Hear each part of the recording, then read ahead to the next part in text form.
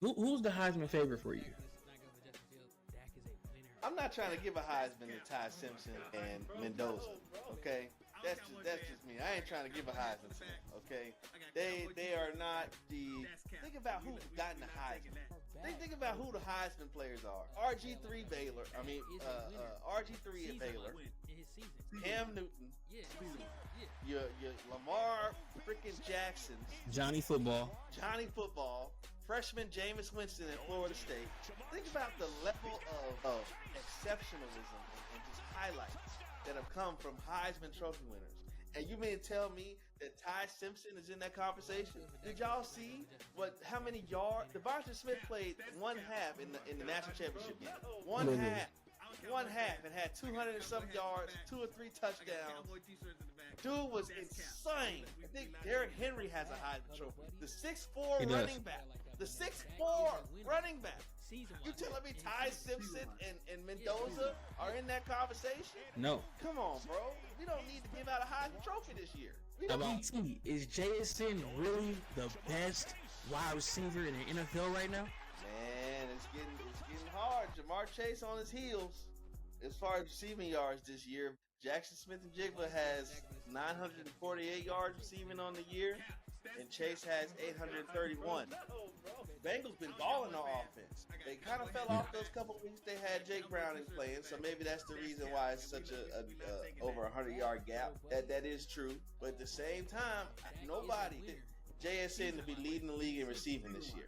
And then when you actually watch his tape, man, the dude is running crisp routes, crisp releases. You know, he's catching the ball like there's an argument to be made that you can put him on the list of complete receivers. He has the route running. Yeah. He has the release. He has the athleticism. He has the hands. So, he has the entire package. So, is he the best receiver in football right now? I still think Jamar Chase is more universal in terms of scheme, can play anywhere. Mm-hmm. And JSN might be benefiting a little bit from the scheme, but it's getting close. It's getting real close. Quentin Williams, great player, but he only has 2 years left on his contract. You already paid ceiling. You got to pay George Pickens, high salary. You got to pay Quentin Williams now, high salary. Diggs is already a high salary. Deron Bland is a paid player.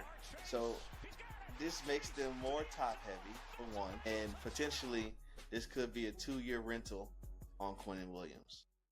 That's the first point. The second point is I believe that this is the move more for next year than it is for this year. But in addition to that, they didn't give up this coming draft's first round picks. They gave up 2027's first round pick.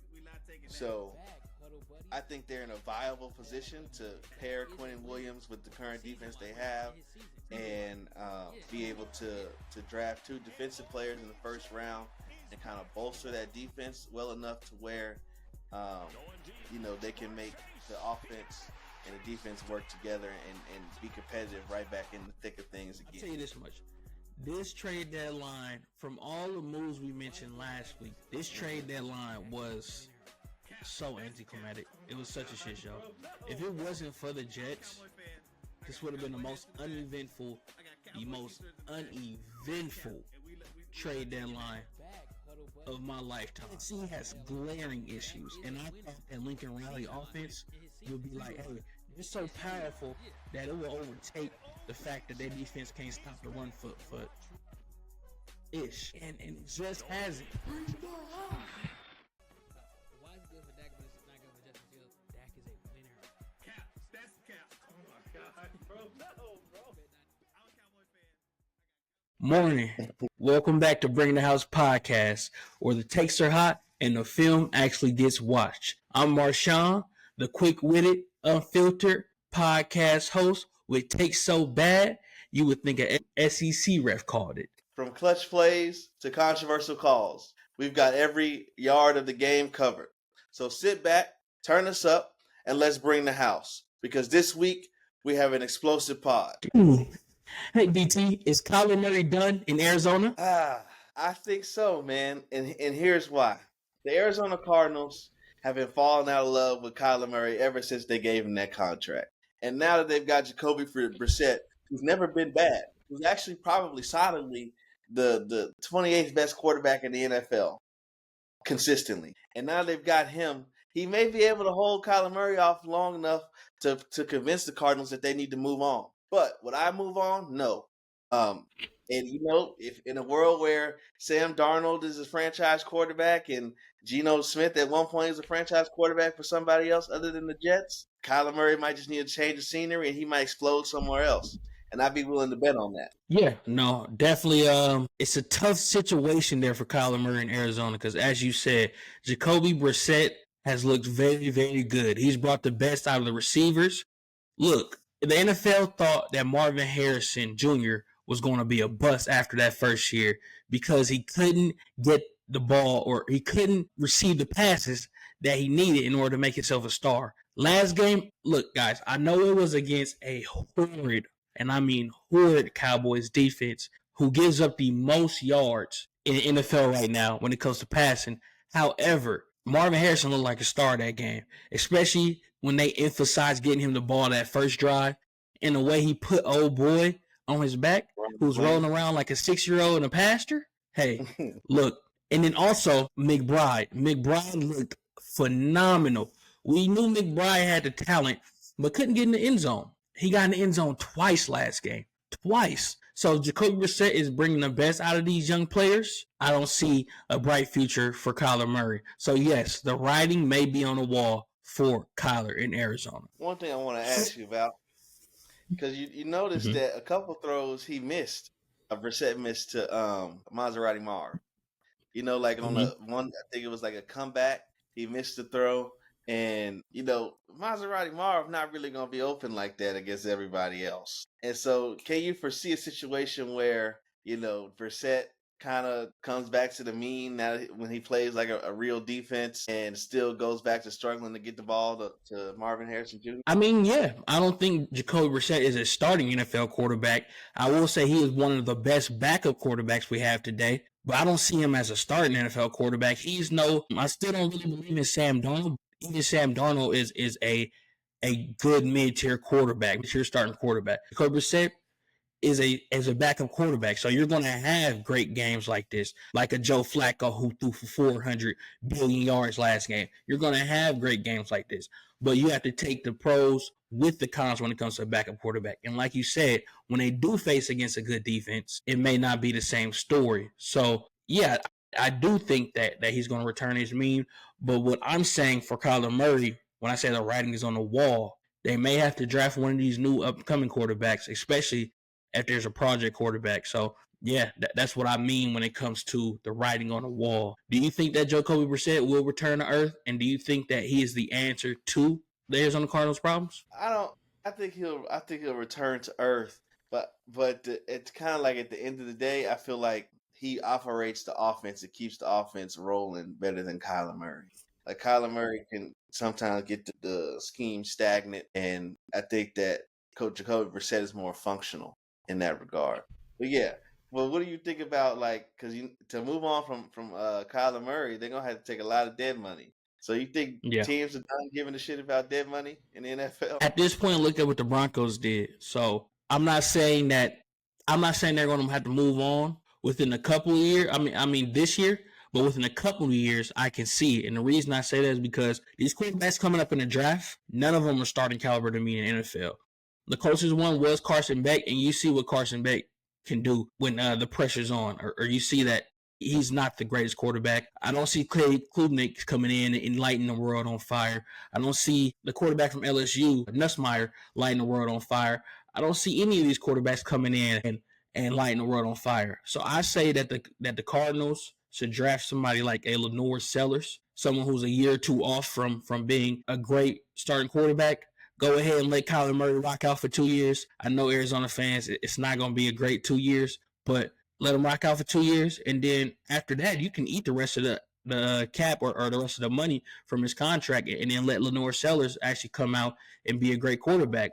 Look, Aaron Rodgers went ahead and caught his backup quarterback, and I know Kyler Murray ain't at that stage yet in his career, but hey, man, it's the NFL. Tough decisions have to be made, and Kyler Murray is unfortunately going to have to be one.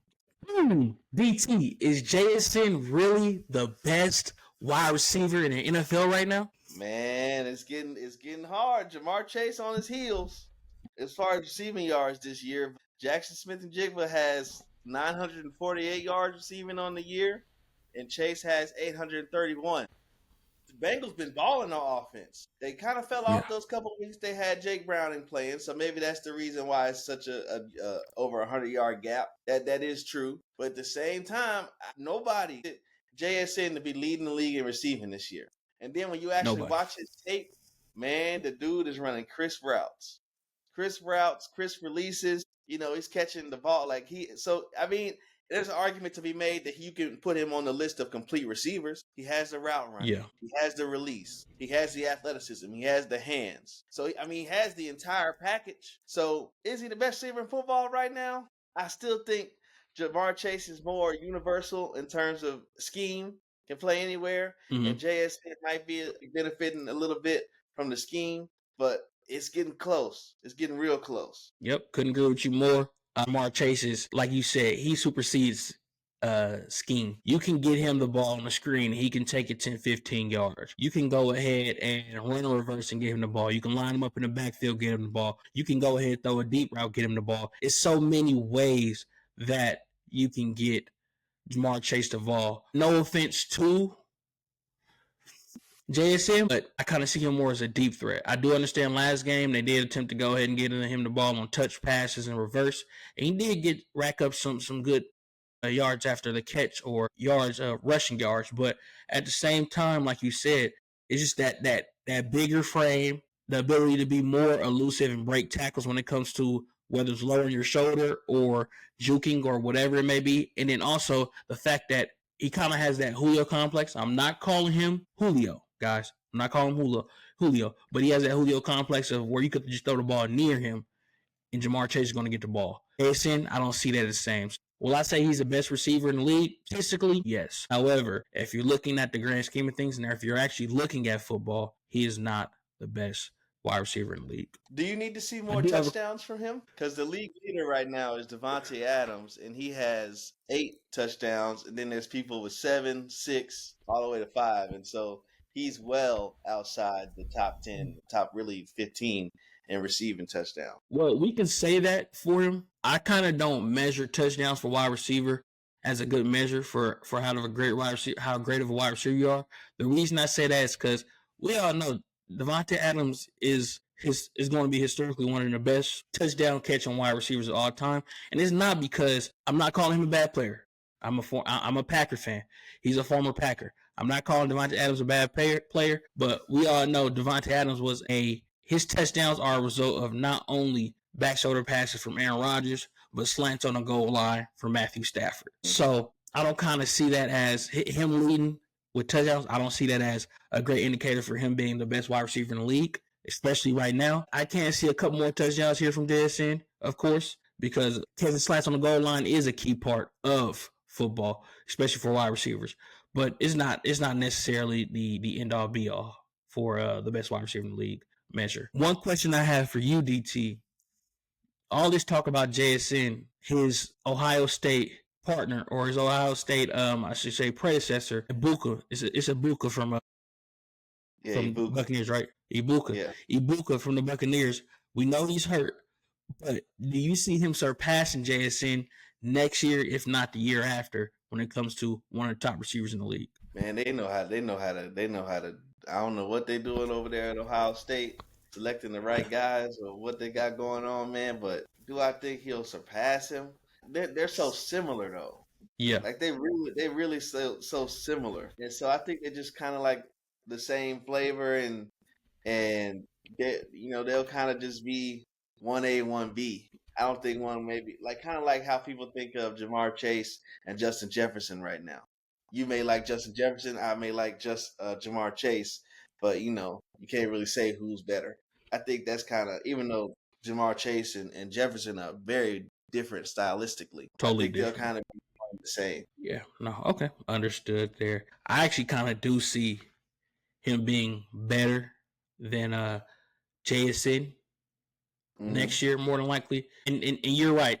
They both have the same styles. They're both deep post type of guys. Catch a deep post over the middle, take the distance, things of that nature. But I do think Ibuka has the ability to become more of a supersede the scheme. Do I think he's going to? I don't know for sure, but I do think Ibuka has the ability because he has a bigger frame. So far, from what I've seen, they kind of have the same catch radius, but I can see him having a bigger catch radius. So I can definitely see him being better than JSN. JSN, I'm just not sold on him as of yet. He's a great receiver, but I'm not sold on him as being I'm gonna say top.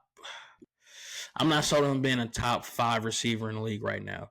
I have to have more of what's happening in consistency when it comes to that.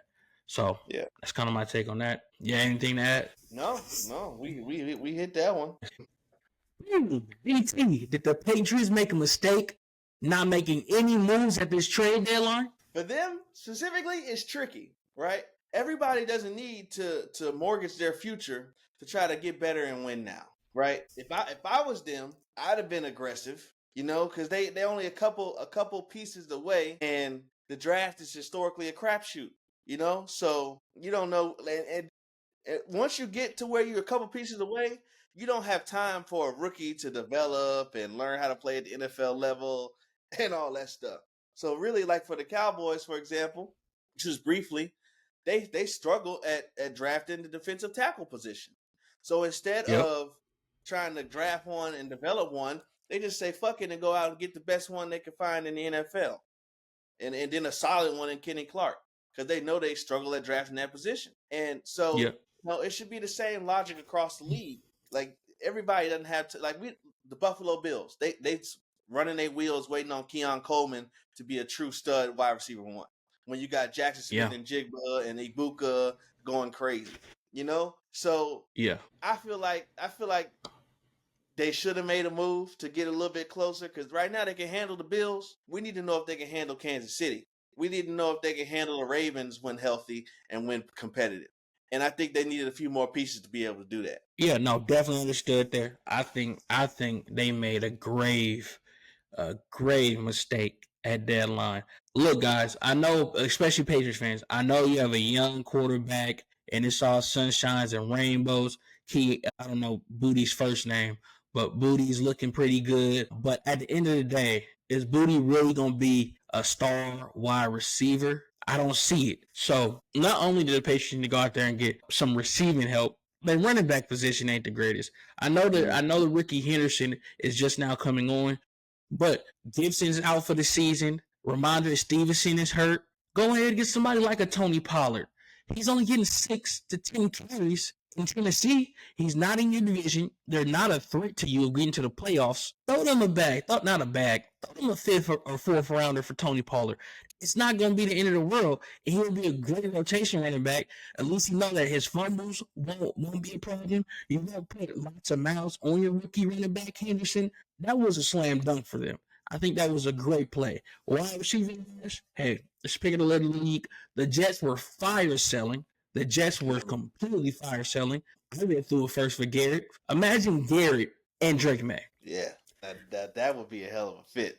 But that's that division trade though. So true. That would have been difficult to see, but that would have been ideal. But still, if that's the kind of the route you want to go, Chicago is receiver heavy on the NFC side. You're right. You could have hit them up for DJ Moore and see what the price would be for that. Pickens not under contract. That looks like, I don't know what the plan is there for the Cowboys, whether or not they want to just let him walk or franchise tag, whatever. We talked about that last week on the show. Jalen Waddle still in the division, so that wouldn't make too much sense for the Dolphins.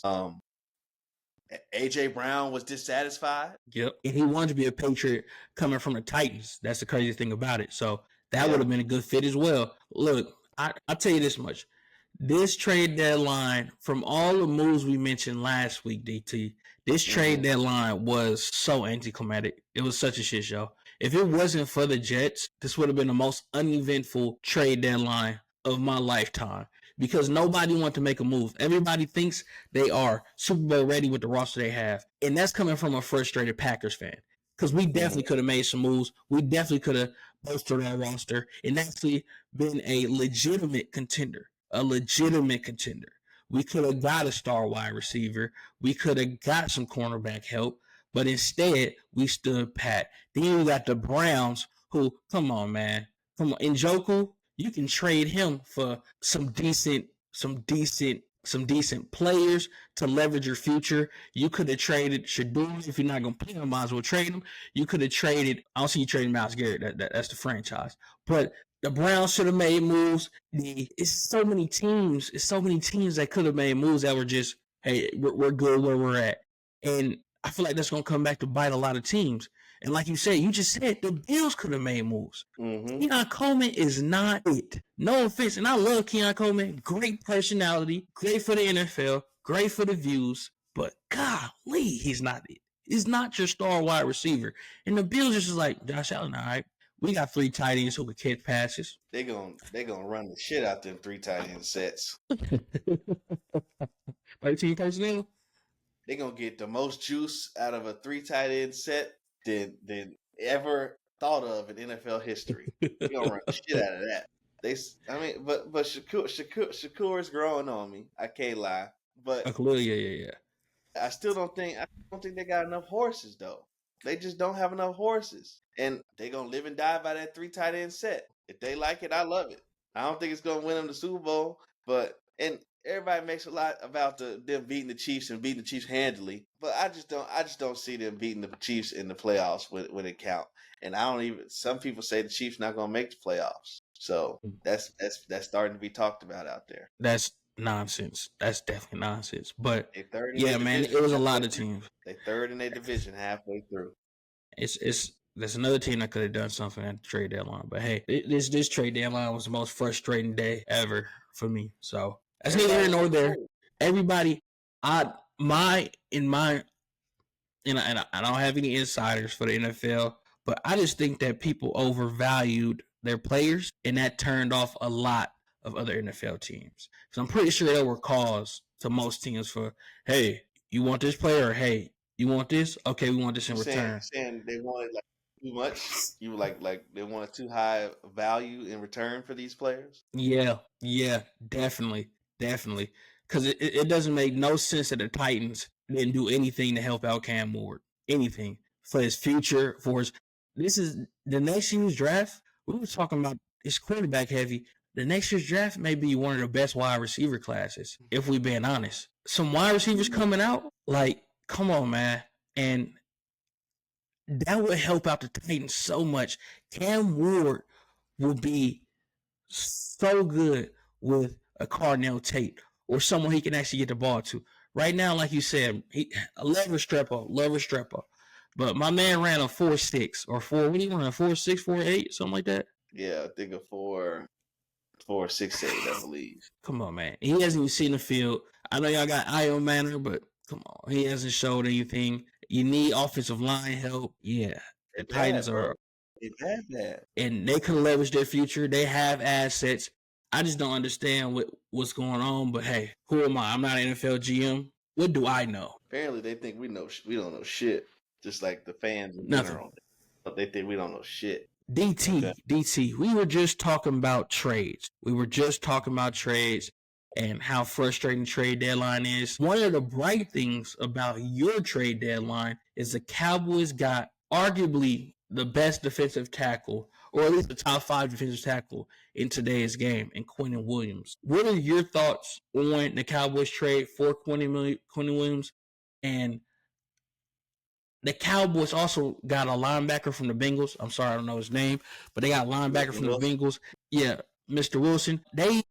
They were actually one of the bright spots when it came to trade deadline and how aggressive they were. Do you see them actually being able to make a good playoff push or a good argument or a good push for the playoffs after all of these moves? No, I don't. Flat out. And it's not a needle mover. And here's a couple things that I think about the trade. So Quinnen Williams, great player, but he only has 2 years left on his contract, and you've got to pay CeeDee Lamb, or you already paid CeeDee Lamb. You got to pay George Pickens high salary. You got to pay Quinnen Williams now high salary. Diggs is already a high salary. Deron Bland is a paid player. So this makes them more top heavy for one, and potentially this could be a 2-year rental on Quinnen Williams. That's the first point. The second point is I believe that this is the move more for next year than it is for this year, considering the fact that, the season's pretty much already lost for the Dallas Cowboys. But in addition to that, they didn't give up this year, this coming draft's first round picks. They gave up 2027's first round pick. So I think they're in a viable position to pair Quinnen Williams with the current defense they have and be able to draft 2 defensive players in the first round and kind of bolster that defense well enough to where, they can make the offense and the defense work together and be competitive right back in the thick of things again. And like I mentioned earlier, the Cowboys have struggled at drafting, not necessarily defensive linemen overall, as far as if you include the edge, but definitely defensive tackles. I don't know why the fuck they keep shopping at Michigan. They got to stop that shit. They really, really do. They really got to stop shopping in Michigan. The only good thing they ever got from Michigan was Jordan Lewis. And outside that, they like 1 for 4. Schoonmaker is shit. Mozzie is shit. Taco Charlton is terrible. He plays in the UFL now. That's how bad he is. And so that's that. But, and then I think that, and so right now they have way too many 3 techs. 3 techs are players that play in between the B gap, which is the gap between the guard and tackle, for those that don't know. But in the style, and why that's important is the style of player required to play in the A gap, as far as a 1 tech, is a larger, stronger, stouter human being. And Quinnen Williams is that. But Quinnen Williams is best when he plays at the 3. That's what the New York Jets used him as a 3 tech. Yeah. Not Mozzie, but Oso Digizua is a 3 tech. And as Kenny Clark has gotten older, that's kind of what he's kind of been leaning towards, playing in 3. So they got a bunch of 3 techs, but no 1. And so the main thing you need to stop the run is a 1 tech, because that controls the guard to guard movement of the offensive line, being able to be strong there. And so if you play Williams at the 1 tech, you're not going to get the value that you would need from him trading the first and the second round pick for him, right? He's not going to get as many tackles for loss. He's not going to get as many sacks, because now he has to deal with 3 different bodies. Whereas he was at the 3 tech, he would get more one-on-ones more often. And so I love the trade. I could say that, but not for this year. I think that they did overpay for Quinnen Williams, but at the same time, they got extra picks too. So, I mean, a first-round pick, a team only has 1 is one thing, but we have 4 over the next 2 years. So, and it makes sense because, like I said, they struggled to draft that position, and this is going to turn them from worst to first. It's going to improve the linebacker play, hopefully, with Logan Wilson being added in there. But still, I think the season's lost because you can't cover nobody. And shit, you just can't cover nobody. And that. Yep, nope, definitely understood there. And like I said, they saved this trade deadline. The teams that actually went out there and did something, aka the Jets, aka the Cowboys, these teams actually attempted to do something, and then these GMs actually attempted to make moves. I'm all for it. As far as the trade goes, like you said, this still a lost season for the Cowboys. I think it was a great trade, but with the incorrect team, because like you said, it's a 2-year contract. And more than likely, especially if he balls out for this last end, you think he's not going to be coming to training camp talking about, I need an extension. Yeah, I think I need an extension. And sitting out, I don't think a lot of players nowadays don't see the end of their contract. They automatically go for a extension and holdouts and things of that nature. And Quinnen Williams is young. He's not young, but he's 27. So he still has time to do that holdout. It's not like he's a 30-year-old or a 31-year-old. So yeah, great trade, wrong team, in my opinion. Just great trade, wrong team.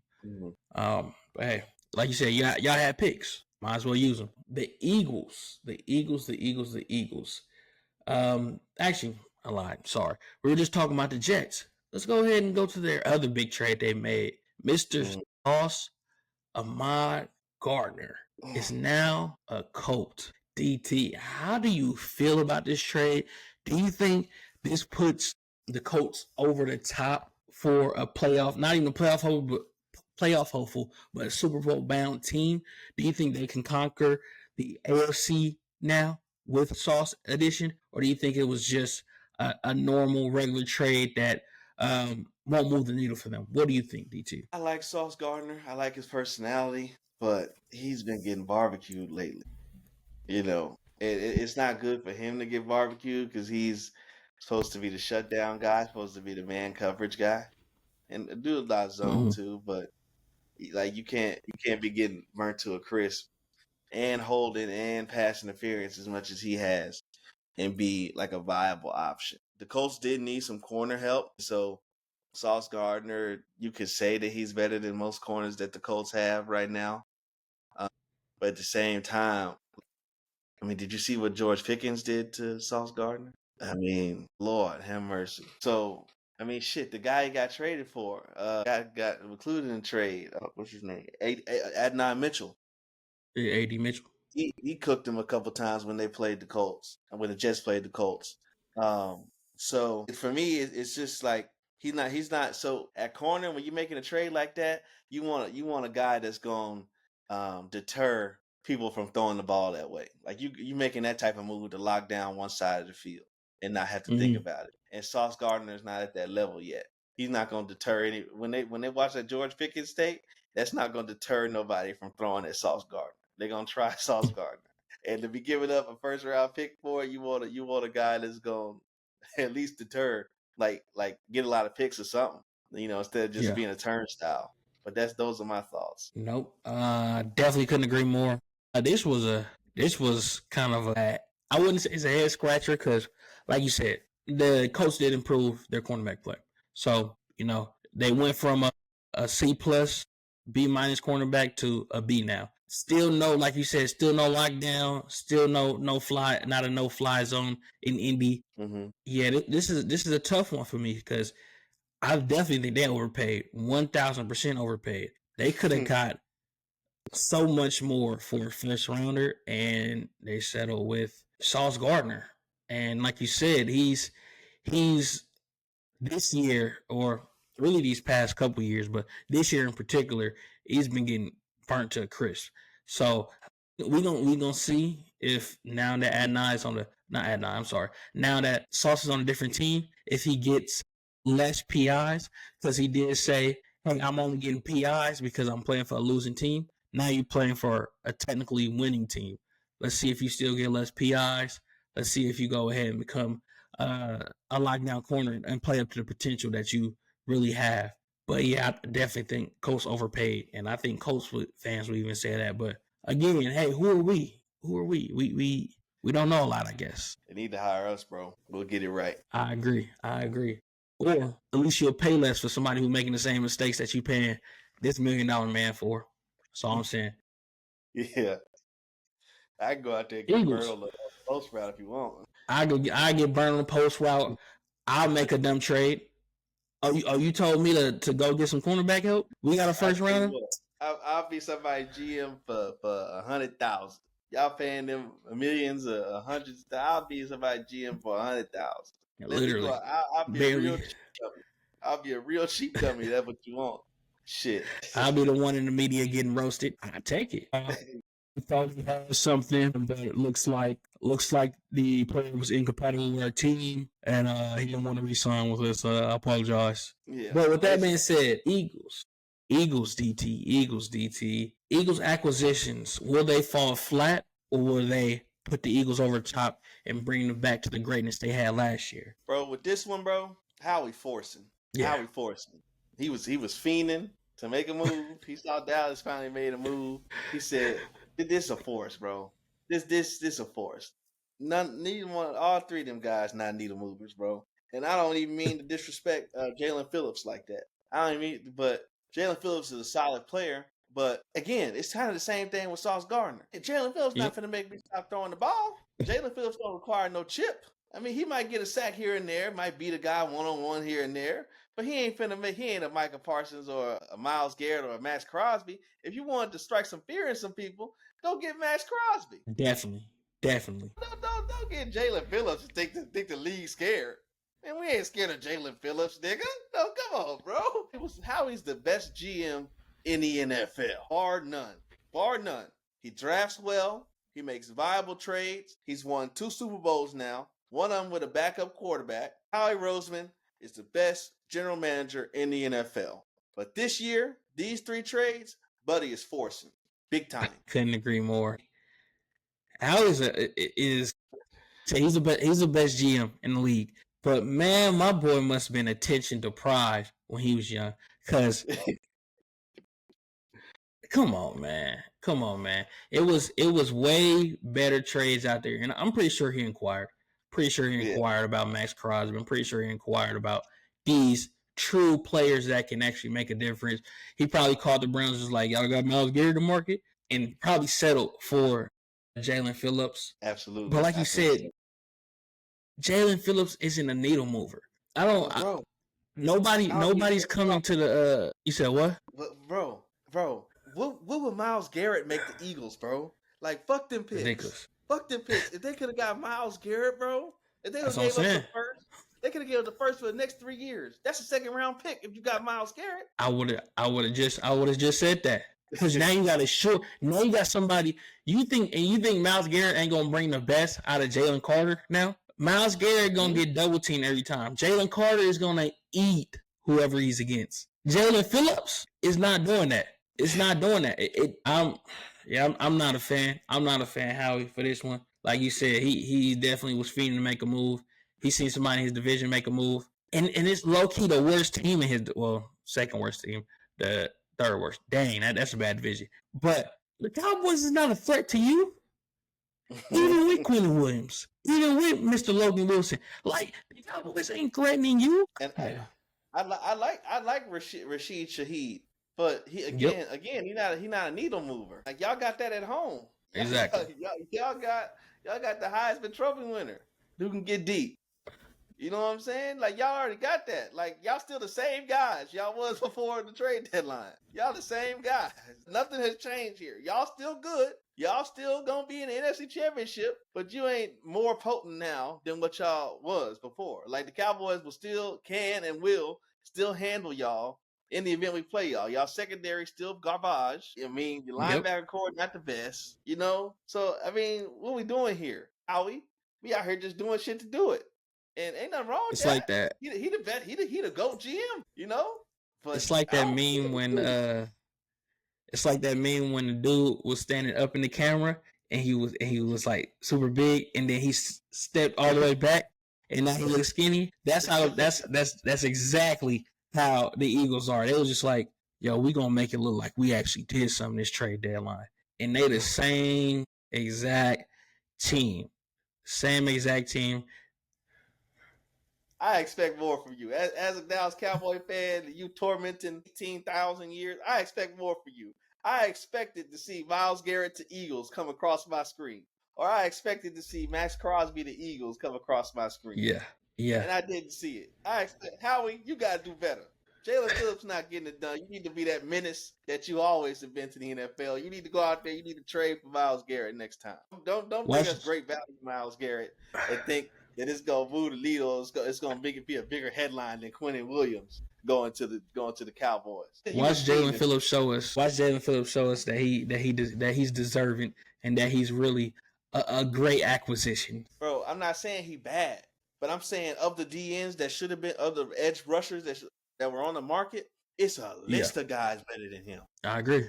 And that's before you consider injury risk. And I hate to bring up injuries and injury history because you can't control that. But it's like trading for a Bosa brother with him. Yeah. You know, like shit. And this one, his first seasons that he been healthy for this long, and I praise that for him. But at the same time, bro, this don't move the needle, bro. You could have got Max Crosby, Myles Garrett, shit. Who else an edge rusher on the market? Let me see. I mean, that's all the big names. Everybody. I mean, it's hard to take an edge rusher from somebody. It really is. Shit, only one I can think of, and he not on the market from the Jags, Joshua Hines-Allen, but he's not on the market. So no, I bet you Travon Walker would have been. Yeah. I'll take Travon Walker over Jalen Phillips. Not as much production, but I know Travon Walker gonna be a more solid player. Even though Trevon Walker's been True. hurt a little bit this year, but still, I take Trevon Walker. I'm sure the Jags want to move off his ass. I think they drafted him first overall. Yeah, I think. I don't. I have to look that up. I for sure have to look that up. But yeah. Position was Trevon. Also, sorry, Huddle Buddies, for all the sniffling stuff. As you can see, I'm getting sick. Yeah, he was first overall. So I got on this. That's why I got on this jacket because it's cold in here. It's 58 degrees where I'm at outside. Yeah, there's that. So definitely sorry for all the sniffling stuff. I'm sick. With that being said, DT, how he moves falling flat. We see it coming. That this is the same team. I don't think this is going to move the needle for them, like you said. So hey, Eagles fans, at least y'all gonna get a NFC championship, not NFC championship win, but appearance out of it. I'll tell you that much. With that being said, DT, let's jump to college. We've been neglecting college this episode. So one question I do have for you, really quickly, how about them? Yes, indeed. Hey man, Arch Manning putting it together, and Ryan Wingo putting it together. Now I need to see him do a little bit more than catch a RPO and take it distance. I need to see a little bit more. I need to see some stuff down the field. But hey, they are playing well. They're playing well, and that team that showed up the last couple of weeks, that team can beat Texas A&M. I don't know about Georgia in Athens. I cannot say that they can beat Georgia in Athens. But this is one of the weaker Georgia teams that we've seen in a while. They're not really scaring nobody. They make Branch look like a sorry MFer, and that's very hard to do. I mean, it's ridiculous. And you know, they're playing well. They ranked 11. I don't think at 11, according to the College Football Committee, that you're good enough yet to be firmly in the playoff. I think that 11, that 10 through a 12 spot, those are teams that get moved out for Boise State and shit. So I think they got to get higher in the rankings, but they definitely gonna have the opportunity getting Georgia and A&M in the year. But what do you think? Yeah. They like you said, they put it together. That was a good Vanderbilt team that they beat. They definitely had a good Vanderbilt team, and the score was not as telling as many people who watched the game would say, because they got their hands put on them really 1 through 4. It was just that last 4 minutes where college football can become college football and get a lot crazier than it should be. And it was almost, I would say, Livingston didn't he didn't catch it, really went out of bounds. That onside kick, if that would have went back to them, that would have been a scary game. That would have been a really scary game. They had all the momentum. That's what I'm saying. So, but it wasn't really telling of what the game was. Did the College Football Committee get it right or wrong with Texas being at 11? Let me give you the top 12. Okay. And I have it pulled up on the website. They have Ohio State at 1, Indiana at 2, Texas A&M at 3, Alabama at 4, Georgia 5, Ole Miss 6, 8-0 undefeated BYU 7, 1 loss Texas Tech at 8, 1 loss Oregon at 9, Notre Dame 10, Texas 11, and Oklahoma at 12. Okay, so they didn't put them over. Okay, I thought they did, because I heard a lot of hooting and hollering. Even Notre Dame over Texas is kind of like, who did Notre Dame play that was just like, oh my gosh, they really took us. USC. I was so high on USC, bro. When I tell you I was so high on USC, and then they came back to earth. USC has glaring issues, and I thought that Lincoln Riley offense would be like, hey, they're so powerful that it will overtake the fact that their defense can't stop the run foot-ish. It will overtake the fact that their quarterback sometimes makes some throws. You'll be like, that was the move. And it just hasn't. So I'm not saying, look, Love had a field day with USC. And even their backup running back had a field day with USC. So at this point, I still don't. That's still ridiculous. BYU, a Big 12 over a 1-loss Oregon team, and who else was the 1-loss team right below BYU again? Texas and A&M, huh? Texas Tech. Oh, Tech. Bro, we gotta start making these guys play somebody, bro. This gets out of hand. Forever, whoever's undefeated or 1 loss in the Big 12 gonna go up the ratings. And like, there's That's what I'm nobody in saying. the NFL, bro. Nobody. Even Ohio State, they got to win over Texas in week 1 when Ark was playing like dog water, Mm-hmm. and they barely won. I think it'd be what Matt Patricia doing over there. I think it'd be the same result if they played. I feel like this is the weakest. This is probably one of the weakest number ones that I've seen personally. And I like, won't disagree with that. I won't disagree with that. Like they haven't played anybody. Like you said, bro, Yeah. we gotta have people start playing people. If you are a big dog in your conference, I need you to move and go somewhere. I know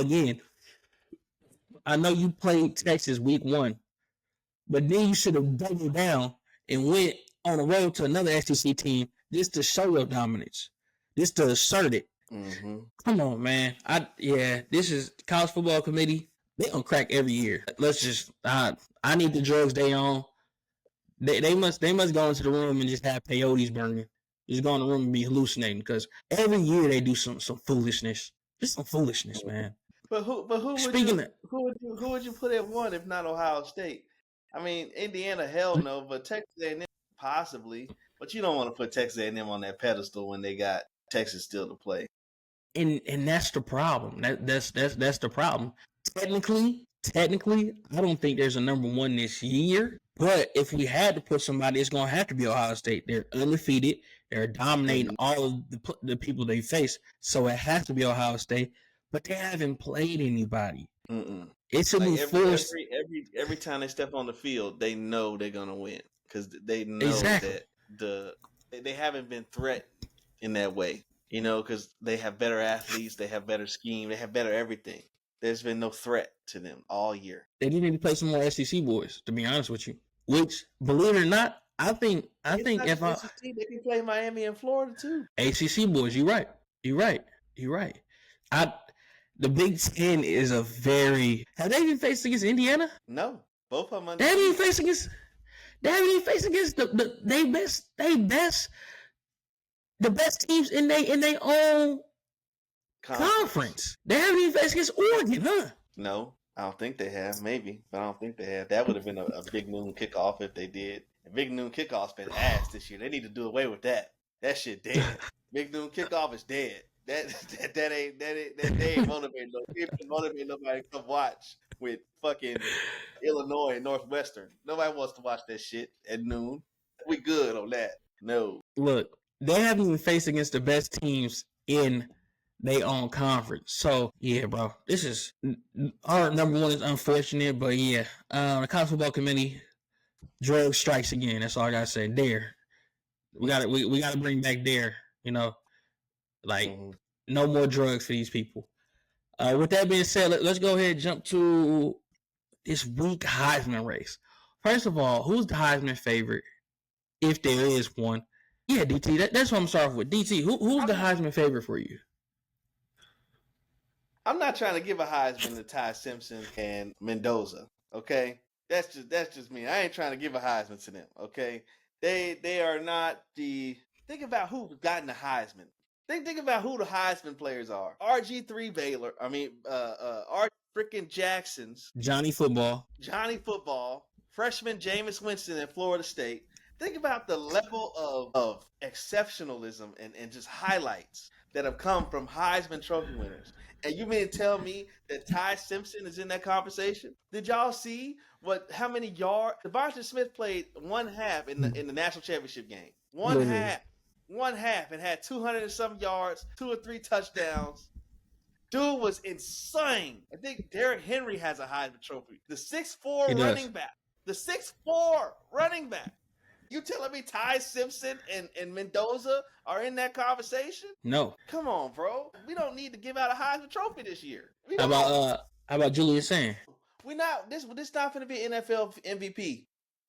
We're not going to give it to the quarterback of the best team. We're not going to do that. We're not going to do that. No. How about Cornell Tate or Jeremiah Smith? Jeremiah Smith has had a solid year, but not an exceptional year. And honestly, some people would say that Cornell Tate's had a better year than him. Yeah. But then again, like, you got to be setting records. You got to be doing Devontae Smith numbers, and neither one of them are doing those numbers. They look good. Don't get me wrong. They look elite. but they're not doing Devonta Smith numbers. Jeremiah Smith had a better argument for the Heisman Trophy last year than he does this year. I agree. So there's nobody to give it to. I'm trying to think. Yeah, even and it's crazy because people were very angry at last year's Heisman, right? At that race, but they were angry for the right reason. They had people who was like breaking records. I forgot his name. It's escaping me. From Boise. I keep thinking Ajayi. It's not Ajayi. Talking about last year? It's not Ajayi. Yeah. See? Irrelevant. Raiders. Damn, what's Buddy's name? Yeah, that's what. This man was breaking records. This man was close to Barry Sanders' record. It's not gonna come to me. Raiders running back. I'm looking it up. Ashton Jeanty. There we go. Ashton Jeanty breaking records. We have one of the best two-way players of all time in college football. Travis Hunter. He had Shador. That was low key. They had to put somebody in there. But even Shador, if Shador was in the race this year, he'd be number one. Reggie freaking Bush. That's what I'm saying. Like, we had last year, Cam Scatterboo would have been, if he was in the Heisman race this year, he would have won. These are players who were struggling last year to stay relevant in that conversation. Mm-hmm. This year would dominate the conversation. There's no one in college football where I'm just like, that's the guy. That's the guy. Tony had an argument down there in Miami for a little while. Yeah. He had an argument for a little while. Arch, if you take away the games before his last two, he got an argument. If the college football season started 2 weeks ago, Arch would be MVP leading. To be honest, it kind of makes sense why they were saying he was the Heisman favorite. Ain't nobody else out there. Exactly. And we was thinking he had average games to this point and then had this explosion we're seeing, he'd be the Heisman favorite. But because he played terribly, he's not in there. Yeah. This is gonna be the worst. This is gonna be the forgotten year for Heisman. Whoever win it, that's all I gotta say. Yeah, forgotten year for Heisman. All right, DT, let's go ahead and knock out our picks. DT. First game of the week is in Berlin, Germany, at Olympic Stadium. We have Atlanta at the Colts. Who do you have? Atlanta at the Colts, and I'm checking injury reports because that was a major catastrophe all year for our picks. We gotta start checking these injury reports. But so I can't find Indianapolis, but Atlanta's not missing anybody key, so it should be a straight up game. So in that game, and that's the Germany one, right? Yes, sir. I think I'm gonna go Colts. The Colts are a more mature team at this point in the year. Atlanta, they here 1 week, they go on the next, and it's an international game. So I'm gonna take the Colts to win, and I say by 5 or more. Okay, understood there. Also, I'm gonna take the Colts as well. Like you said, Atlanta, but I missed the game. I do apologize here, guys. The Thursday night game, which is today, we got Vegas versus Denver. In Denver. Where's it being played? In Denver. So with that, I'll take Denver. I say to win. I say win by 17. Golly, 17? Yeah, at home. Raiders are ass. 17. Sheesh. The Chiefs did to them. True. Yeah. Gino going Gino. He gonna throw a biscuit. He gonna definitely throw a biscuit to somebody. So, yeah, definitely. It's gonna be a blowout. Yeah, I'm gonna say 3 scores too. I wouldn't say 17. I'm gonna say 21. I'm gonna say 3 touchdowns too. Just stomp them out. Just stomp them out. Next game, DT. We got New Orleans at Carolina, in Carolina, of course. New Orleans at Carolina. That's and then hey, you got to start factoring this trade deadline stuff that happened. They traded waiver sheets to eat, and so that was their deep threat. So I'm gonna say Panthers win, and the tank for New Orleans keeps on rolling. Yeah, I'm gonna say New Orleans is definitely tanking this year. New Orleans, basically, I seen a meme about the Jets, and I think this applies to New Orleans too. Yeah, we won the game. Let's never do that again. Yeah, New Orleans for sure gonna lose. I'm gonna say that game. I did see that he didn't practice yesterday, so I'm gonna say an ugly game still, but Carolina takes victory by a touchdown. Next game, DT, we got the Giants, New York Football Giants at Chicago Soldier Field. The Giants just don't have it offensively. They don't have enough weapons. That's got to be a game Caleb Williams wins. Has to be. So I'm gonna take that. If he loses that game, you know what Ben Johnson's gonna do? He's gonna blame Caleb Williams. Maybe not directly. He with don't his like that word. man. He don't like Caleb Williams. He gonna blame Caleb Williams if shit go left against the Giants. And for that reason, I think Caleb Williams, he has to pull that game out. Let me take the Bears. I'm gonna take the Bears because of how shorthanded the Giants are. Giants are on life support when it comes to these injuries. Jackson Dart is a crash dummy because he can't freaking slide and he keeps putting his head down. You should never had him hang around freaking Scatterboo. So I'm gonna take Chicago. I'm gonna take Chicago. I still think Caleb is on fraud watch, but Chicago by 7 for me. The next game, Buffalo in Miami. So these are some easy games to pick. They lost Jalen Phillips. Buffalo. They lost a couple other pieces, I think, in Miami. Let me take Buffalo. Short and simple. Buffalo for sure. Maybe even a blowout at home. Miami fans, I'm sorry. Baltimore at Minnesota. That's a sneaky good game. The matchup, probably the matchup of the week is Lamar versus that defense. Yeah, see, this will be the real test, or a real test, of whether or not Lamar has developed into that passer, right? Because he's gonna have to notice pressure and read defense real good to be able to beat Minnesota. Minnesota need a win. They need a win, but they also, I think they still maybe have J.J. McCarthy starting. He is. He went off last game. He was awful last game? No. He did good. He did very good, and they beat the Lions. I'm gonna take Minnesota in this game. Mm-hmm. Just because I'm the JJ McCarthy guy. I gotta stand on my business. So let me take the Vikings. I'm taking Lamar. I'm taking 2-time MVP for sure. You talking about Lamar? We're gonna have to see if he can read defenses. We're gonna see if JJ could do this back-to-back weeks, especially against a good defense. I know he at home, but boy, when I say a good defense, they have all the pieces. The Ravens do. So I can't say a good defense because of how they've been performing, but they can make it hard on JJ. So I'm gonna take the. Hold on. All right, bro. I'm back. All right, let's wrap it up. We got Cleveland at New York. Game of ass. Cleveland at New York Jets. Yep. Hey, this the tankathon. Hey, I don't know what they tanking for. They ain't really tanking. This is the worst year to tank. Facts. The worst year. This is a terrible year to be tanking. Shit, that's a hard game to pick. We should really pick who. That's what we should really. This is the winner of this game is the loser. So with that being said, I'm gonna say that the Jets lose because the Jets gonna turn that thing over.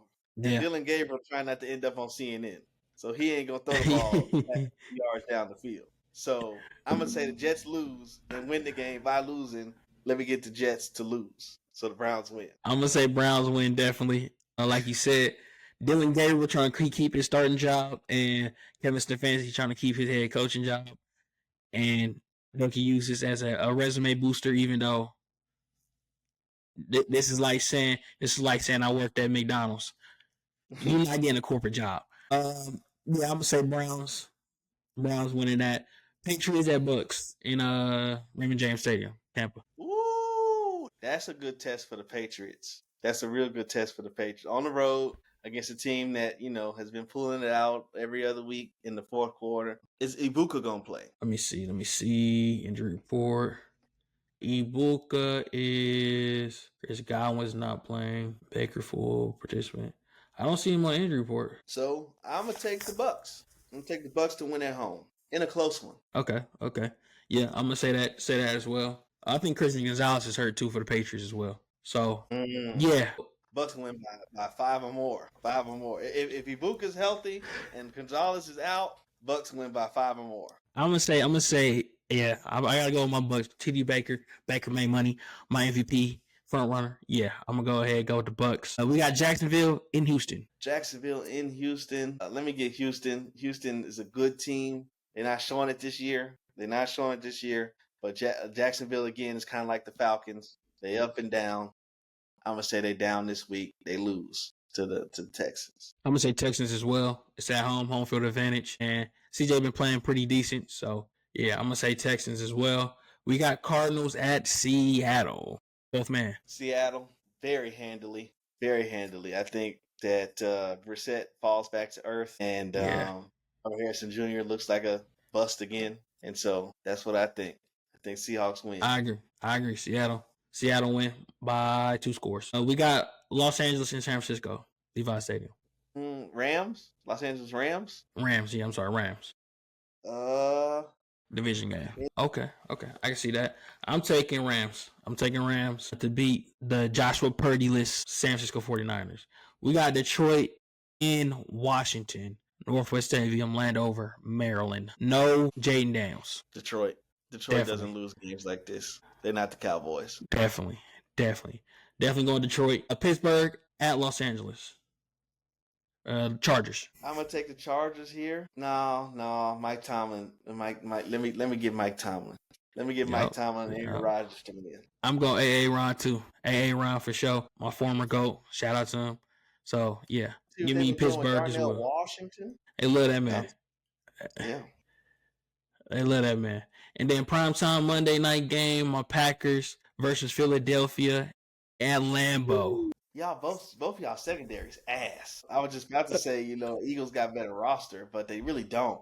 The only thing they really got over y'all is probably better offensive line and better skill players on offense. But everything else is the fucking same. Everything else. Y'all don't have a Micah Parsons, or they don't have a Micah Parsons, but they got a Jalen Carter. They got Jalen Phillips, bro. If you squint real hard, you can see the same level of pass rush from the Eagles with Jalen Phillips as the Packers have. Because they ain't calling no holding for Micah Parsons. None. Welcome to the experience. That's a toss-up. And y'all at home, it's about to be cold, but shit, Eagles are a outdoor team too, so that really don't matter. Let me take the Eagles, bro. These type of games, if they win, just off, get ahead, and play bitch ball. That's gonna be sit on that motherfucker. That's what they gonna do. Get ahead. Sit on it. Sit on the ball. They gonna get ahead and play bitch ball. That's what they love to do. That's my fear. I'm gonna go Packers because I'm a Packers fan. But my fear is definitely they gonna get ahead by a touchdown at halftime, and they gonna take up the entire damn third quarter and part of the fourth. And now we got to play come from behind ball because they up 10 now because they sat on the ball the entire time and kicked a field goal. So now we down by 10 with 9 minutes left in the fourth quarter, and we got to freaking not only get a stop. Not only score but get a stop as well. So yeah, for sure. I'm Packers, but I'm in. No crackhead pick of the week. No crackhead pick of the week. All right. We're gonna go ahead and wrap it up here. Thank y'all for tuning in to Bring the House podcast. My name is Marshawn. That is DT. Please like, comment, subscribe. Go ahead and give us your opinions of our games as well as how you think this Heisman race gonna turn out, and if you're excited to see Martinez win a Heisman or Julian Sand win a Heisman. Did the College Football Playoff Committee get it wrong again? It's AP, right? It's the AP Associated Press. This week is the first college football playoff ranking. Oh did they get it wrong? Let me know what crack they smoking. Let me know the supplier. Yeah. Anything else you wanna include, DT? No, man. Please, again, like he said, like, comment, subscribe. We on our way to 50 subscribers on YouTube. Right now we have 44. So we just need 6 more of y'all that's watching or catch a glimpse of this to subscribe to our pod. On TikTok, we're going crazy. We up, I think, 63 followers, but thousands of views every week. So please share that and like those as well so we get those out to more fans like us. And outside of that, man, thank y'all for watching. Y'all have a great week. Enjoy some football.